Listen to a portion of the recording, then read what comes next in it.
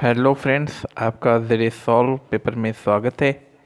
दोस्तों, कल मैंने राज्य और राज्य के तत्व के बारे में चर्चा की थी।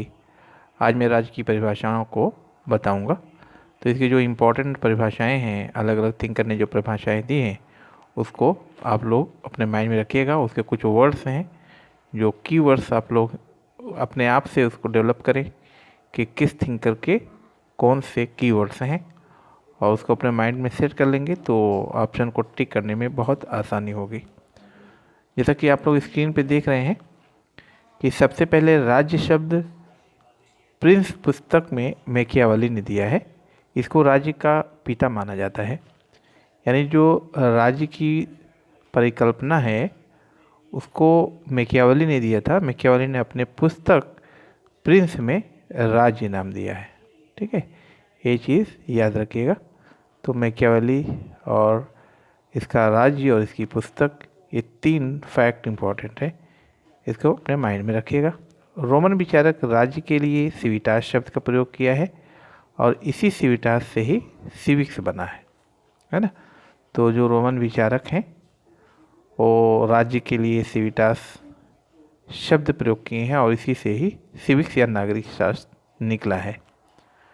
ठीक है, तो इसमें दो इम्पॉर्टेंट टॉपिक हुए। एक, मैकियावेली को राज्य का फादर माना जाता है, राज्य का पिता माना जाता है, और इसकी पुस्तक प्रिंस में राज्य को बताया गया। नेक्स्ट है, जिलनेक, प्लूटो, अरस्तु, एक्टन, मैक्स वेबर ने भूभाग को राज्य शब्द का आवश्यक तत्व माना है। जैसा कि मैंने आपको बताया है कि राज्य के 4 तत्व होते हैं, उसमें जो एक तत्व भूभाग है, तो उसमें जेलनेक, प्लूटो, अरस्तु, एक्टन, मैक्स वेबर इसको भूभाग को आवश्यक तत्व मानते हैं, है ना। आवश्यक तत्व को एक्सेप्ट करते हैं, स्वीकार करते हैं।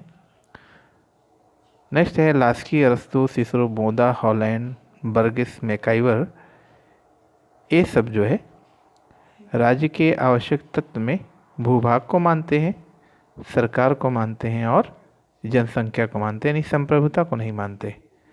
याद रखिएगा, भूभाग, जनसंख्या और सरकार, ये 3 चीज़ों को ये लोग मानते हैं, संप्रभुता को राज्य का तत्व नहीं मानते।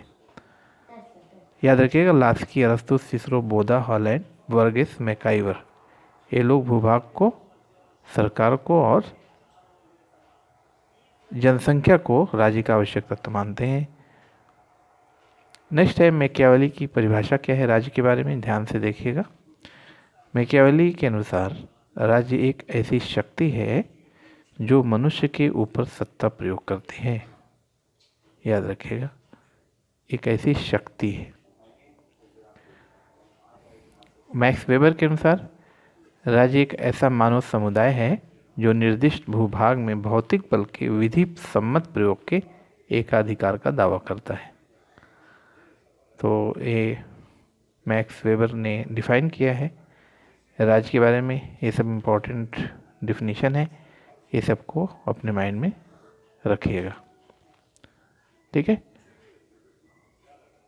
भूभाग में भौतिक बल, ये सब इसके कीवर्ड्स हैं। लास्की क्या कहते हैं राज्य के बारे में, आधुनिक राज्य समाज रूपी अट्टालिका का शिखर है।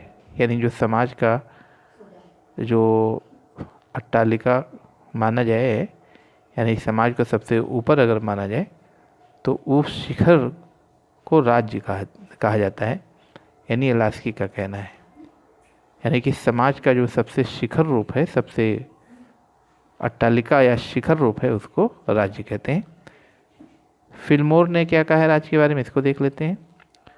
फिल्मोर ने कहते हैं कि अंतर्राष्ट्रीय विधि के दृष्टिकोण से राज्य जनता है जिसका एक निश्चित भूभाग हो, जिसके निवासी परस्पर एक दूसरे से विधियों द्वारा संबद्ध हो और जिसका अपनी सीमांत अंतर्गत सभी वस्तुओं और व्यक्तियों पर संपूर्ण प्रभुत्व और यानी कि संपूर्ण प्रभुत्व हो, जो संसार के समस्त समाजों से सभी प्रकार के अंतर्राष्ट्रीय संबंध स्थापित करने का अधिकारी हो। तो इस तरीके से वो परिभाषा फिल्मोर की है। ठीक है, इसको देख लीजिए। ये सब आता है और मैं वही परिभाषा बता दे रहा हूँ आपको जो आ सकता है, जो इम्पोर्टेंट है ना।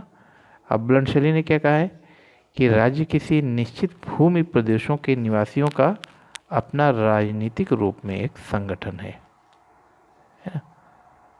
तो इस तरीके से निश्चित भूमि प्रदेशों के निवासियों का अपना राजनीतिक रूप में एक संगठन है। हॉलैंड क्या कहते हैं, राज्य बहुसंख्यक वर्गों का समूहीकरण है।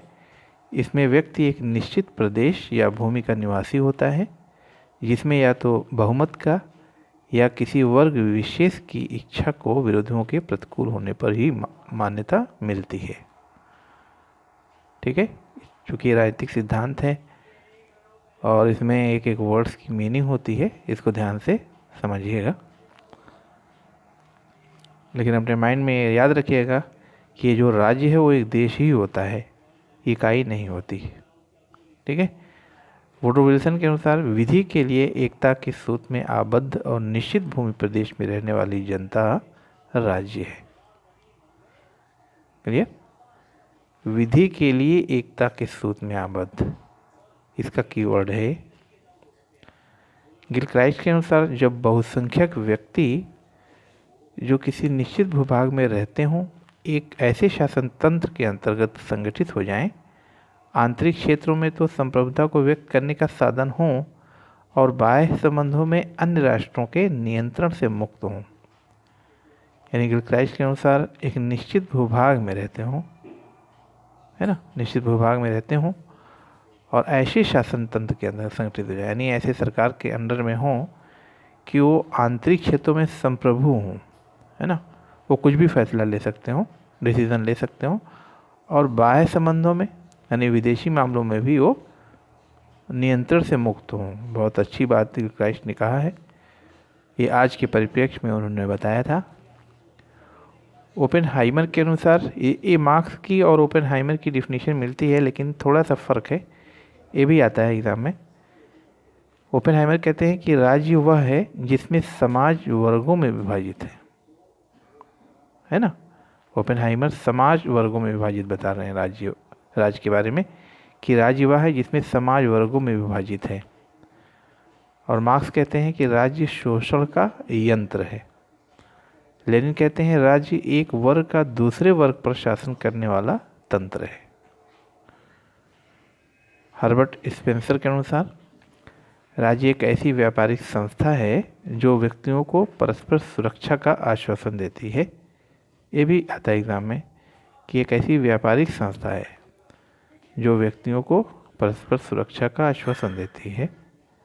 ह्यूगो ग्रोशस के अनुसार राज्य पूर्णतः प्राप्त एक ऐसा समाज है जिसे स्वतंत्र पुरुषों ने सामान्य संपर्कों से प्राप्त होने वाले लाभों तथा अधिकारों के प्रयोग के लिए बनाया है।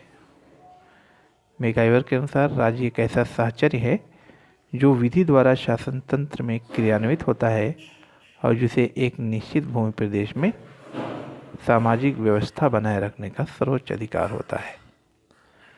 गार्नर के अनुसार राज्य व्यक्तियों का एक ऐसा समूह है जो एक निश्चित भूभाग में रहता है तथा बाह्य नियंत्रण से लगभग या पूर्णतः मुक्त होता है और जिसका अपना शासन तंत्र होता है। इस शासन तंत्र के प्रति सभी निवासियों में स्वतः आज्ञा पालन की भावना होती है। तो ये गार्नर ने डिफाइन किया है राज्य के बारे में। ठीक है, थोड़ा बड़ी डिफिनीशन है लेकिन फिर भी इम्पोर्टेंट हो सकता है क्योंकि गार्नर है। गार्नर की जो भी बातें हैं सब इम्पोर्टेंट होती हैं। हीगर ने कहा है कि राज्य ईश्वर का पृथ्वी पर पदार्पण है। ये बहुत इम्पोर्टेंट है, बहुत आता है। हीगल ने दूसरा कहा है कि राजनीतिक नैतिक भाव का मूर्त रूप है। राजनीतिक नैतिक भाव का मूर्त रूप है, यानी यह राजनीतिक का मतलब यहाँ पर राज्य है, यानी इसको आप राज्य मानिए। राज्य नैतिक भाव का मूर्त रूप है। ठीक है, ये राजनीतिक, यहाँ ये प्रिंटिंग में गलती हो सकती है, आप इसको राज्य मानिए। राज्य नैतिक भाव का मूर्त रूप है। मुसोलिनी ने कहा है कि राज्य जनता की आत्मा और भावना है। ये आता है राज्य जनता की आत्मा और भावना है, यानी कि जो देश होता है वो जनता की आत्मा और भावना माना जाता है। यानी देश और या राज्य की बहुत ही वैल्यू मुसोलिनी की नज़र में थी। मुसोलिनी ने राज्य को बहुत इम्पोर्टेंट दिया है। मुसोलिनी ये भी कहते हैं कि राज्य बिना कुछ नहीं, राज्य के प्रति कुछ नहीं और राज्य के आगे कुछ नहीं, यानी राज्य ही सब कुछ है। ठीक है, तो इस तरीके से ये इम्पोर्टेंट परिभाषाएं थी। आप सब लोग इसको पढ़ें और बार बार पढ़ें। जितना आप पढ़ेंगे उतना ही कॉन्सेप्ट क्लियर होगा। ये अवधारणाएं, कॉन्सेप्ट राजनीति विज्ञान की आत्मा है।